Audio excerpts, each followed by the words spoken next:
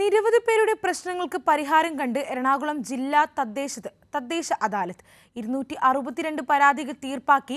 ഓൺലൈനായി ലഭിച്ച 208 പരാതികളിലും അനുകൂലമായ പരിഹാരം നൽകാൻ കഴിഞ്ഞെന്ന് മന്ത്രി എം.ബി. രാജേഷ് പറഞ്ഞു. ഇത് ഇടക്കൊച്ചി സ്വദേശി അൻസില. പ്രധാനമന്ത്രി ആവാസ് യോജന പദ്ധതി പ്രകാരമാണ് അൻസിലയ്ക്ക് വീട് ലഭിച്ചത്. പക്ഷേ പെർമിറ്റ് എടുത്ത പ്രകാരമായിരുന്നില്ല കരാറുകാർ വീട് പൂർത്തിയാക്കിയത്. ഇതോടെ വീടിന് പൂർത്തീകരണ സർട്ടിഫിക്കറ്റും നമ്പറും കിട്ടാതെയായി. മാതാപിതാക്കളോടൊപ്പം വാടക വീട്ടിലാണ് കഴിഞ്ഞ 6 വർഷമായി അൻസില കഴിയുന്നത്.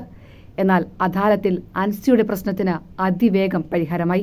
6 വർഷമായിട്ട് വീടിന്റെ കംപ്ലീഷൻ പ്ലാനിന് വേണ്ടിയിട്ട് അപേക്ഷ കൊടുത്തിട്ടുണ്ടായിരുന്നു. ഇപ്പോൾ അദാലത്തിൽ വെച്ചിട്ട് മന്ത്രി അത് ചെയ്തു തന്നതിൽ ഒരുപാട് നന്ദിയുണ്ട്. ഇത് അൻസിലയുടെ മാത്രം അനുഭവമല്ല. നിരവധി പേരുടെ പരാതിയാണ് അദാലത്തിൽ ഇങ്ങനെ ഉടനടി പരിഹാരം കണ്ടത്. എൻ്റെ ക്ഷേമ പെൻഷൻ വീട്ടിൽ കിട്ടാൻ വേണ്ടി 5-8 മാസം മുമ്പ് ഞാൻ അപേക്ഷിച്ചു. രണ്ടാമത് അപേക്ഷ വെച്ചു. അപ്പോൾ മുഖ്യമന്ത്രിയുടെ ഈ അദാലത്തിൽ ഞാൻ പങ്കെടുത്തു. അതെൻ്റെ അപേക്ഷ ഇവിടെ സ്വീകരിച്ചതിൽ എനിക്ക് വളരെ സന്തോഷം. 208 പരാതികളിലും അനുകൂലമായ പരിഹാരം നൽകാൻ കഴിഞ്ഞെന്ന് മന്ത്രി എം.ബി. രാജേഷ് പറഞ്ഞു. ഇന്നലെ 262 പരാതികളാണ് തീർപ്പാക്കിയത്. അതിൽ 208 പരാതികൾ പരാതിക്കാർക്ക് അനുകൂലമായിട്ടാണ് തീർപ്പാക്കിയിട്ടുള്ളത്.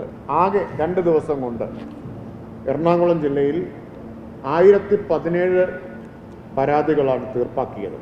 നേരിട്ട് അദാലത്ത് കേന്ദ്രത്തിൽ സമർപ്പിക്കപ്പെട്ടത് 236 പരാതികളാണ്.